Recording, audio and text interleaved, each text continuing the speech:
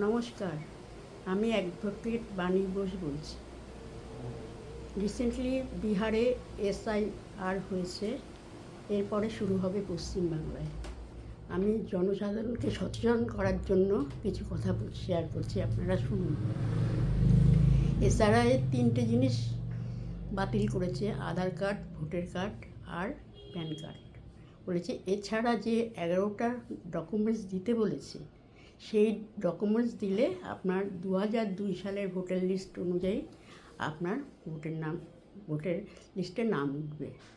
আমরা দামাল বাংলার পক্ষ থেকে রিসার্চ করে দেখেছি, এসআইআরটা শুধুমাত্র ভারতবর্ষের বৈধ নাগরিকের জন্য। যারা অবৈধ নাগরিক তাদের জন্য এসআইআর নয়। সুতরাং আপনি 2002 সালের ভোটার লিস্টের নাম অনুযায়ী যদি ওই 11টা ডকুমেন্টসের একটা ডকুমেন্টসও দিন, আপনি কিন্তু ধরা পড়ে যাবেন আপনি অবৈধ।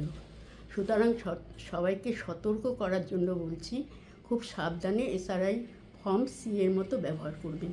সিএতে যেরকম আপনারা সবাই ফর্ম ফিল আপ করেননি, কেন সিএটাও বৈধ নাগরিকের জন্য, ভারতবর্ষের প্রকৃতি নাগরিকের জন্য। এসআরআইটাও ঠিক ভারতবর্ষের প্রকৃতি নাগরিকের জন্য। তাই আইনত বলে যারা একদম আদিবাসী, মূল নিবাসী, অখণ্ড ভারতের নাগরিক, সবাই আমরা ভারতের নাগরিক। যতক্ষণ পর্যন্ত সংবিধানের আইন চেঞ্জ না হবে, সিএর মাধ্যমে বলুন, এসআরআইয়ের মাধ্যমে বলুন, এটা সেন্ট্রাল গভর্নমেন্টের একটা চাল।